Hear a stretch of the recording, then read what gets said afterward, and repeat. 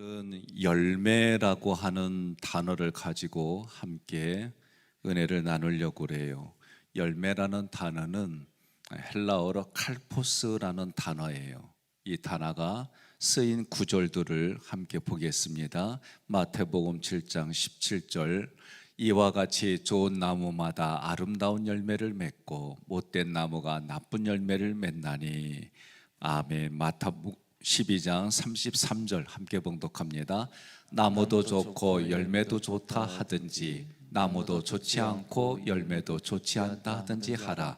그 열매로 나무를 아느니라. 아멘.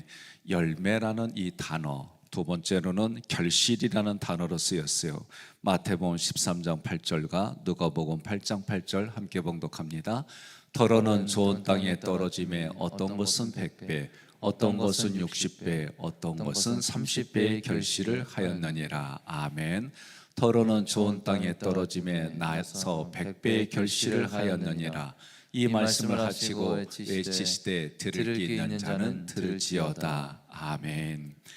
아이라고 하는 이 똑같은 단어가 아이라고 해석이 되어졌어요. 누가복음 1장 42절 함께 봉독합니다.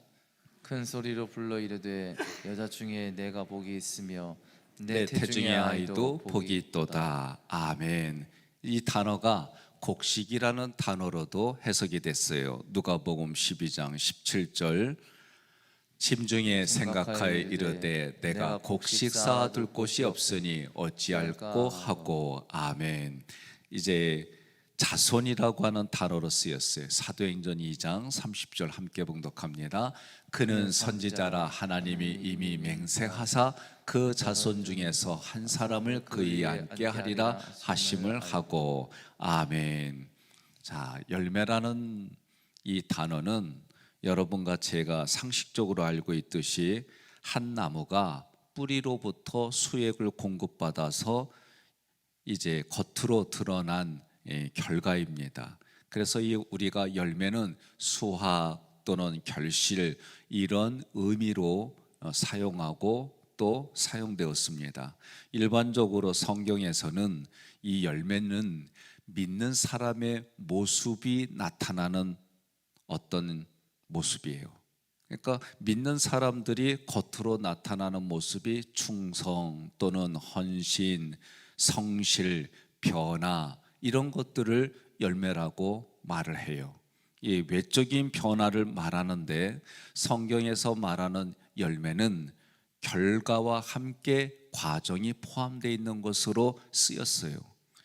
그래서 생명이신 예수님의 씨앗이 우리 마음밭에 들어오면 그 생명이신 예수님 때문에 우리 마음밭에 변화가 일어나요. 마음의 변화가 일어나니까 외적인 모습으로 그게 나타나는데 그게 열매다. 그래서 열매는 우리가 어근을 찾아봐요. 다른 말로 말하면 열매라는 게 어떤 단어에서부터 발달돼서 지금까지 이르렀느냐 말이에요. 그 칼포스의 어원은 하르파조라고 하는 단어에서 왔어요. 하르파조는 어떤 뜻으로 해석하냐면 훔치다, 잡아채다, 데려가다 이런 뜻으로 쓰였어요. 수동태로 쓰였어요. 무슨 말이냐면 예수님께서 내 마음을 훔쳤어요. 예수님께서 내 마음을 잡아챘어요. 예수님께서 내 마음을 훔치고 잡아채서 나를 데려갔어요. 이런 뜻으로 이 단어가 쓰임을 받았다 그 얘기요. 예수님의 생명, 예수님의 십자가에 의해서 우리는 내 마음의 전부가 예수님께 사로잡혔다. 이것이 외적으로 나타나는 게 열매이다 그런 뜻이에요. 그래서 열매는 내 마음이 예수님께 몽땅 사로잡혔습니다. 이것이 열매입니다. 옆에 분에게 인사하겠습니다. 어쩜 그렇게 열매가 많더냐 그러세요. 지금까지 우리는 열매, 어제도 참외를 드신 분들, 요새 보면 과일의 열매들이 얼마나 많이 나타나요. 상식적으로는 뿌리로부터 수액을 받아서 그 나무마다 열매를 보고 이것은 꽃을 피워서 열매를 맺는 거 보니까 배나무구나, 또 사과나무구나, 이 열매를 보고 여러분과 제가 그렇게 얘기하는 거예요.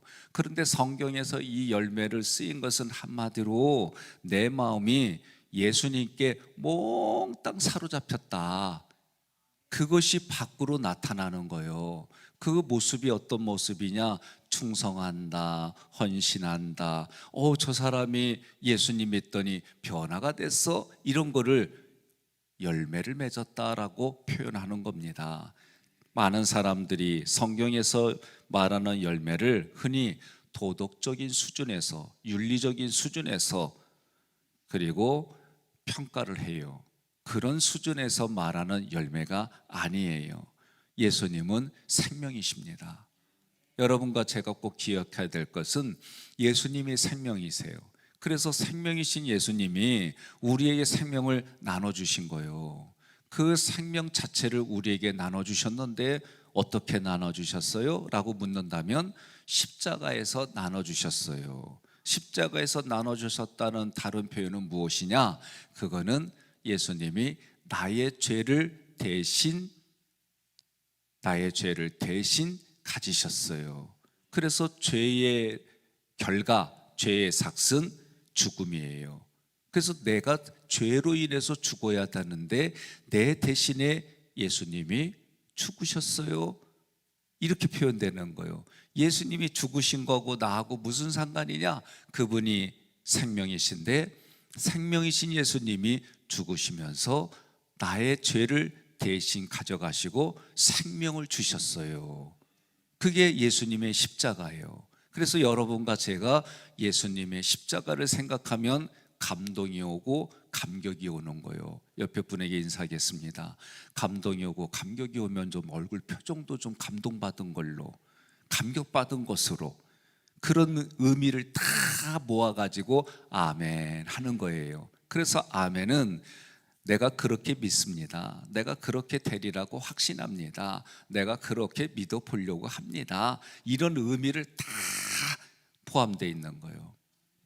저는 내가 그 말에 동의를 한다 그러면 아멘 하는 의도는 뭐냐? 내가 마음으로 믿어서 입으로 고백하는 표현이에요. 그런 표현 중에 내가 아멘 하는데 누가 가장 먼저 들어요? 내가 가장 먼저 들어요. 내가 말하는 것을 내가 가장 먼저 들어요. 예수님이, 성령님이, 하나님이 이미 오래전에 내가 말하는 대로 그대로 시행하시겠다, 민수기에 있는 말씀 구절대로 내가 그렇게 믿는 거예요. 그래서 여러분과 저는 주님 앞에 반응이 뭐냐? 뭐 속을 중심을 보시는 하나님이 다 아시잖아요. 알아요. 그래도 성경은 뭐요? 부르짖으라는 거요, 찾으라는 거요, 구하라는 거요, 두드리라는 거요. 우리는 그 말씀대로 또 내가 영혼력이 반응을 보이고 그렇게 사는 거예요. 이 새벽에 왜 나왔어요? 저는 간단해요. 이 새벽에는 우리가 시편의 말씀처럼 이 새벽에 도와주신다니까 그 말씀 구절 가지고 나온 거예요. 여기만 우리의 생각이 머물러 있는 게 아니라 이 새벽은 어둠이 끝나고 밝은 게 시작되는 거예요. 이게 새벽하고 아침이라는 뜻이에요. 여기에는 뭐요? 나를 성찰하는 의미도 있어요. 하나님이 하신 것을 내가 누리겠다는 마음이 있어요. 이게 새벽 아침이라는 뜻의 어원이에요. 그러니 여러분과 저는 이 새벽에 하나님이 밤새도록 하신 거, 하나님이 작업하신 거, 하나님이 나보고 누리라고 하신 거, 그것을 누리려고 이 새벽에 하나님 앞에 나와서 하나님의 만드신 작업, 그 모든 걸 내가 누리며 살겠어요, 이렇게 고백하는 시간인 거예요. 그래서 이 새벽에 하나님이 만들어 놓은 모든 것들을 나는 내가 누리겠습니다. 그리고 나의 삶을 뒤돌아보며 성찰하는 시간이 이 새벽이고, 하나님이 더 나아가서 이 새벽에 구하는 것마다 들어주시겠다 말이요, 그런 거요. 옆에 분에 다시 한번 인사하겠습니다. 새벽은 아무나 오나, 누가 와요? 준비된 내가 오지. 그런 마음으로 여러분과 제가 기도하는 거예요.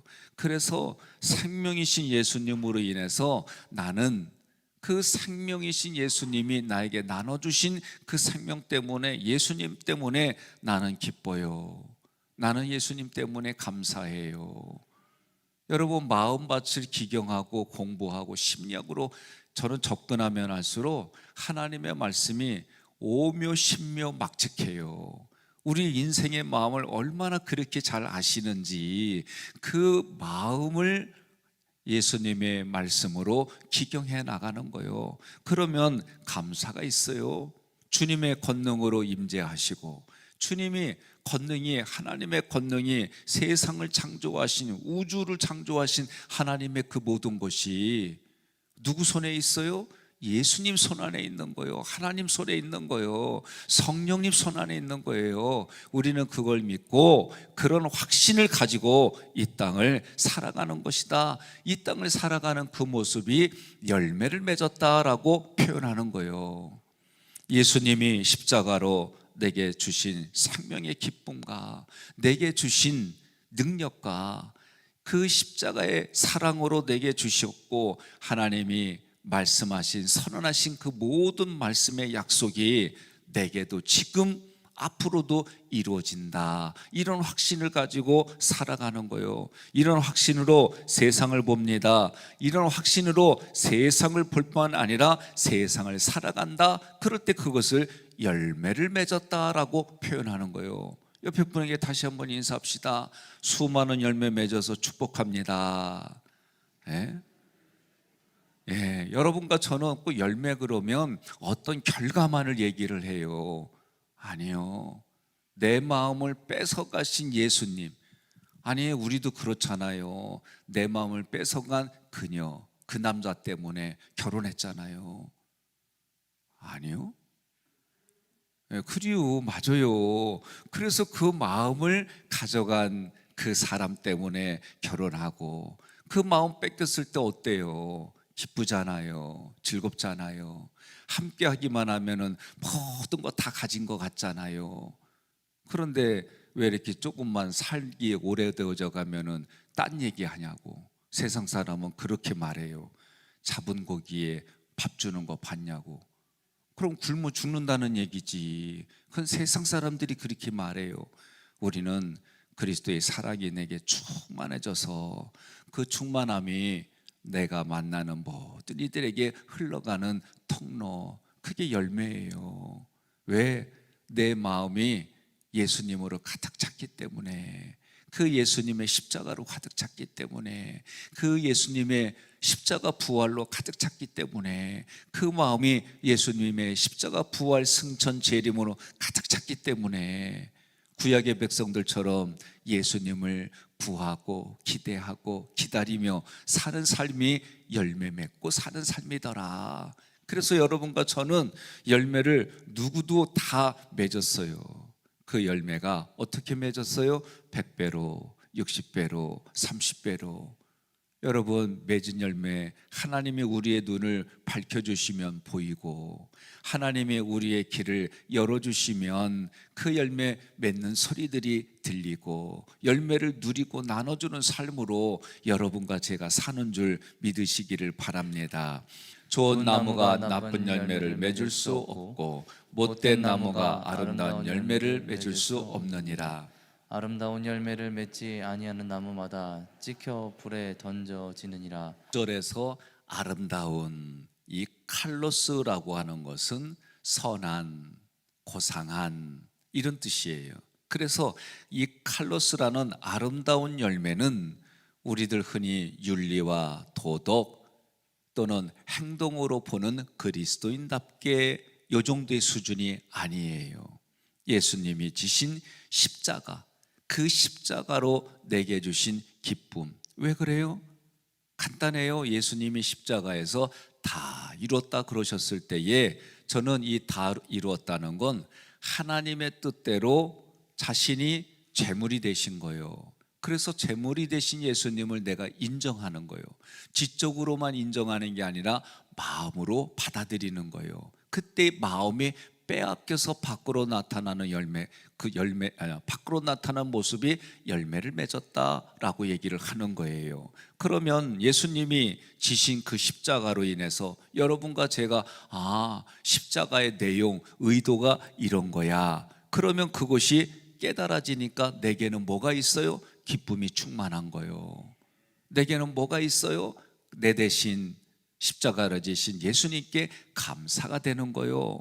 그래서 이 기쁨과 감사, 그리고 그 십자가는 하나님의 사랑의 또 다른 모습이에요. 그래서 그 사랑이 내 안에서 하나님이 약속한 말씀들이 내게 믿어지는 거예요. 믿어지고 깨달아지는 겁니다.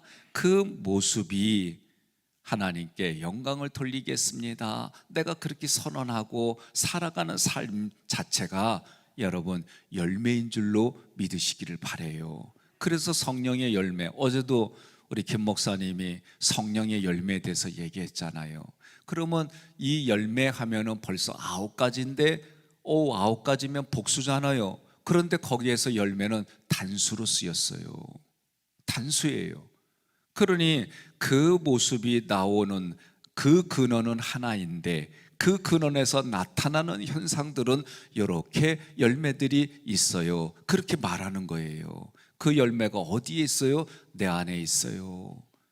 이것이 깨달아지고 보여지면 그 열매들이 이미 나타난 것을 보고 우리가 그것만 보며 그리고 얘기하는 거예요. 그런 의미에서 아무리 나쁜 사람으로 내게는 나쁜 사람일지라도 그 사람에게 좋은 모습을 보기 시작하면, 내 안에 있는 열매로 보기 시작하면 한 가지 이상은 보기에 좋았더라. 이 얘기 누가 하시는 거요? 하나님이 하시는 거요. 보시기에 좋았더라. 하나님이 보기에 좋았더라. 하나님이 보기에 좋았더라. 이게 선한 아름다운 그런 단어예요. 그러니 하나님이 내 안에 가득 찬 거니까 그런 모습으로 보여지는 거예요.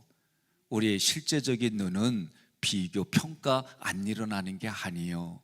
그러나 비교, 평가를 되더라도 내가 어떻게 보는 거요? 평가되어지더라도 그것을 진단하는 것으로 보아서 어떻게 하면 이 사람을 살릴 수 있을까? 어떻게 하면 이 사람이 살아날 수 있을까? 어떻게 하면 이 사람이 살려내는 현장을 살아가게 해줄까? 이 마음이 달라지는 거예요. 저도 지금까지 공부한 이성으로 보면 평가되어지고 비교, 이거 자동적으로 올라와요. 그러나 이것으로 내가 가져가는 것이 아니라 이렇게 올라오는 것을 의도적으로 진단으로 바꾸는 거예요. 어떻게 하면 저 사람을 살릴 수 있을까? 어떻게 하면 살아내게 할 수 있을까? 이런 고민을 하는 거예요.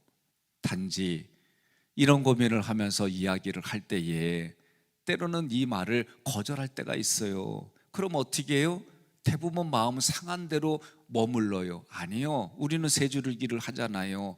마음이 상했어? 써요. 그리고 나서 오늘 행복했던 거, 감사했던 거, 기뻤던 거 쓰는 거요. 3가지를. 그리고 마지막 하나는 오늘 가장 내게 기뻤던 거를 의도적으로 찾아내서 쓰는 거요. 그러면 사람은 끝이 좋아야 돼요. 사람은요, 누구나가 마지막 것을 기억하고 헤어지게 돼 있어요. 오늘 하루의 마지막은 뭐요? 항상 기쁜 거요. 그래서 성경에 뭐라고 그래요? 하나님의 마음은 우리를 심판하는 게 마음이 아니라고 얘기를 하잖아요. 구원하려고 때로는 심판한다, 경고하시는 거예요. 그런데 그 모든 목적은 뭐요? 살리려고. 그러니 여러분과 저는 아무리 어려워도 살리려고 하는 것이 나의 모든 목적의 마지막이 되는 거. 왜? 하나님이 그러시니까. 그래서 우리가 그런 것들이 부부가 또는 자녀가 또는 이웃 간에 성도들 간에 수용하네요? 그러면 우리가 그렇게 하는겨 아직 때가 아닌 게벼. 2번째 했는데도 또 거절해? 뭐라고 그래요? 이 또한 지나가리라. 3번째 건면하니까 나는 3세번인데 이런 마음이 있을 때마다 나가 나에게 그러는 거예요. 그럴 리가요. 그러면 그 얘기는 뭐예요? 3세번을 또 연장하는 거예요. 알아들었는지 못 알아들었는지 고개를 끄덕끄덕이든지 그래요. 그러니까 이렇게 하는 의도가 뭐요? 간단해요. 나의 영혼을 위해서 하는 거예요, 사실은. 예? 하나님의 우리가 하나님의 그 모든 것이 내 삶을 통해 흘러가 열매로 흘러가 그 열매의 부요함을 가지고 살아. 그러면 그 영혼이 하나님 보시기에 뭐라 그래요? 그 영혼을 볼 때 하나님 보시기에 좋았더라, 그렇게 얘기하시는 거예요. 그러니 내 영혼이 하나님 보시기에 좋았더라, 그것이 그렇게 봐주고 그렇게 봐준다고 내가 믿고 그렇게 봐주려니 기대하고 살아가니까 내 삶이 어떤 환경이 있더라도 달라질 수밖에 없는 거예요.